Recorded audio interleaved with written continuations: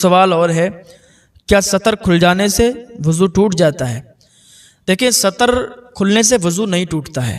ایک سوال اور ہے کہ ٹوائلٹ میں قبلہ کی طرف منہ یا پیٹھ کرنا کیسا ہے؟ دیکھیں، ٹوائلٹ جو ہے ہندوستان میں مسلمانوں کو چاہیے کہ اتر دکن کی بنائیں، پورب پچھم کی نہ بنائیں، کعبے کی طرف نہ پیٹھ کر کے بیٹھیں نہ چہرہ کر کے بیٹھیں۔ جن کے گھر میں پورب پچھم کی ٹوائلٹ بنی ہے تو وہ اپنی ٹوائلٹ کو سنبھلوا لیں، اتر دکن کروا لیں۔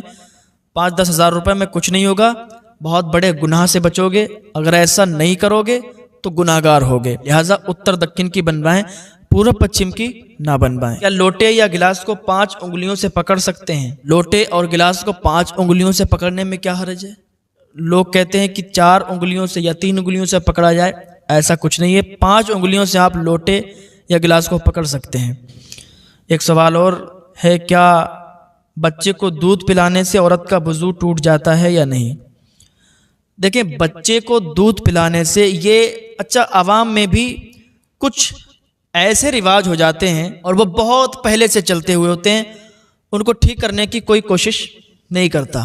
اگر انہیں بتایا بھی جاتا ہے کہ بھائی یہ غلط ہے تو لوگ اس پر عمل نہیں کرتے، کہتے ہیں آپ غلط بول رہے ہیں، ہم تو اپنے پرخوں سے کرتے ہوئے آئے ہیں، ہمارے باپ دادا یہی کرتے آ رہے ہیں۔ جو بات اگر کوئی پڑھا لکھا انسان آپ کو بتاتا ہے تو اس کی بات ماننا چاہیے، اگر کوئی عالم دین آپ کو سمجھا رہا ہے تو اس کی بات ماننا چاہیے۔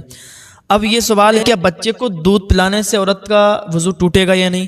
تو بچے کو دودھ پلانے سے عورت کا وضو نہیں ٹوٹے گا۔ سوال اور ہے، کیا دودھ پیتے ہوئے بچے کا پیشاب پاک ہے یا ناپاک؟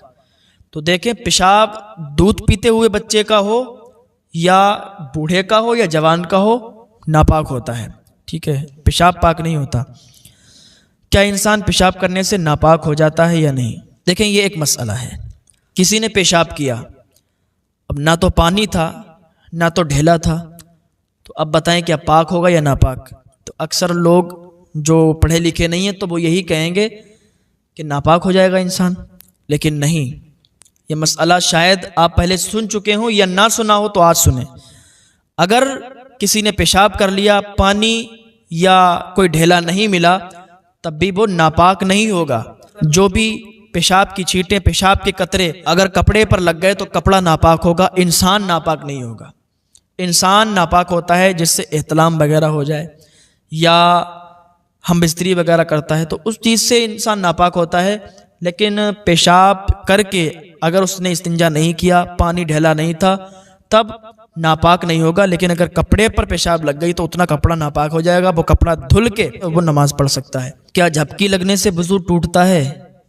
دیکھیں، جھپکی لگنے سے وضو نہیں ٹوٹتا ہے۔ جیسے مسجد میں آپ نماز پڑھنے کے لیے گئے، بعض اوقات کیا دیکھا جاتا ہے، جمعے کی نماز میں لوگ آتے ہیں نماز پڑھنے، تو جمعے میں بہت لوگوں کو نیند آتی ہے، تو جمعے میں بہت لوگوں کو جھپکی آ جاتی ہے، سونے لگتے ہیں، تو جھپکی سے وضو نہیں ٹوٹتا ہے۔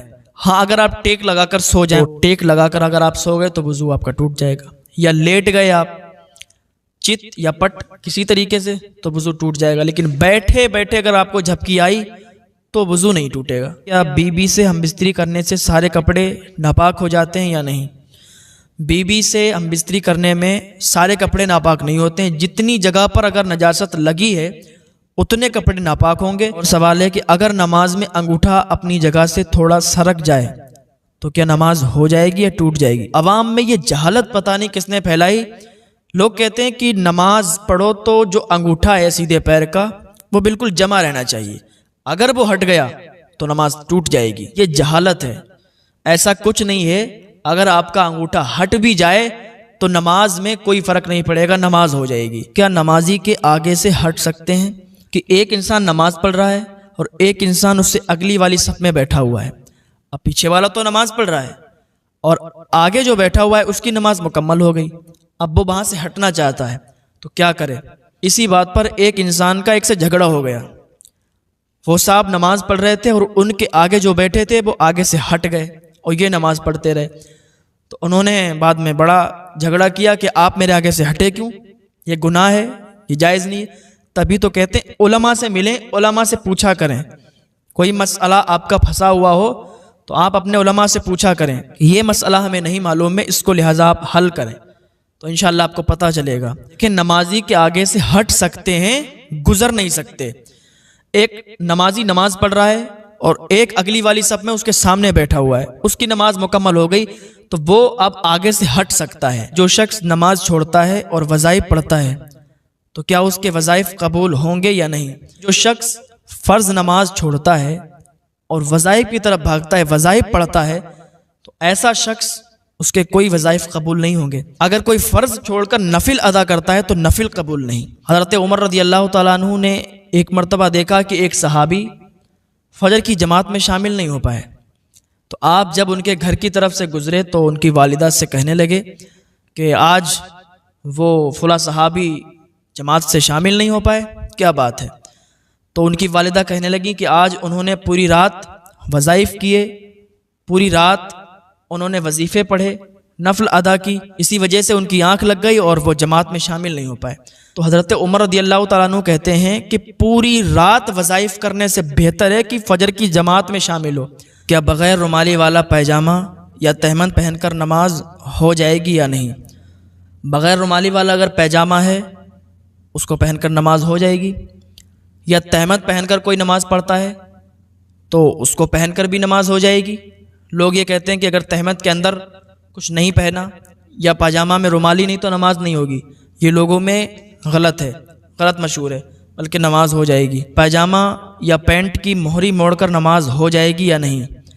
پہلی بات تو پاجامہ یا پینٹ ایسی بنائیں کہ اس کو موڑنے کی ضرورت نہ پڑے، اور اگر وہ لمبی ہے تو اس کو اپنے حال پر چھوڑ دیں، اس کو سمیٹیں نہیں، اس کو پلٹیں نہیں۔ اگر جو شخص پاجامہ یا پینٹ کی موری سمیٹ کر نماز پڑھتا ہے اس کی نماز مکروہ تحریمی ہوتی ہے، وہ نماز دوبارہ پڑھے گا۔ اور یہ ایک مسئلہ ہے، اگر نماز میں کوہنی کھلی ہیں تو نماز ہوگی یا نہیں ہوگی؟ یہ تو اکثر لوگوں میں پایا جاتا ہے، ایک مسجد میں نہیں اور ایک جگہ نہیں، ہر جگہ آپ دیکھیں گے تو آپ کو ایسے لوگ ملیں گے جو کوہنی کھول کر نماز پڑھتے ہیں، یعنی ہاف ٹی شرٹ میں نماز پڑھتے ہیں۔ ہاف ٹی شرٹ پہننے والوں کی نماز مکروہ ہوگی۔ فتاوی رضویہ جلد 3 صفحہ نمبر 416 میں یہ موجود ہے۔ جب بھی کوئی کسی کو غلط کرتے ہوئے دیکھا کرے تو اکیلے میں سمجھا دیا کرے۔ اور ایک مسئلہ اور یہ ہے، کیا چھوٹے بچوں کو مسجد میں لا سکتے ہیں؟ دیکھیں، چھوٹا بچہ اگر ہے تو اس کو مسجد میں لانے کی اجازت نہیں ہے۔ ایسا بچہ ہو کہ جو سمجھدار ہو تو اس کو مسجد میں لائیں۔ بعض لوگ کہتے ہیں کہ اگر بچوں کو مسجد میں لائیں گے نہیں تو انہیں پتہ کیسے چلے گا نماز کے بارے میں، انہیں کیسے سکھایا جائے گا؟ تو ہم کہتے ہیں کہ ان کو سکھانے کے لیے مدارس بنے ہوئے ہیں، مدارس میں سکھاؤ، گھر پہ سکھاؤ، کہ آقا صلی اللہ تعالیٰ علیہ وسلم فرماتے ہیں کہ اپنی مسجدوں کو بچاؤ بچوں سے، پاگلوں سے، خریدنے اور بیچنے سے، زور زور سے آواز کرنے والوں سے۔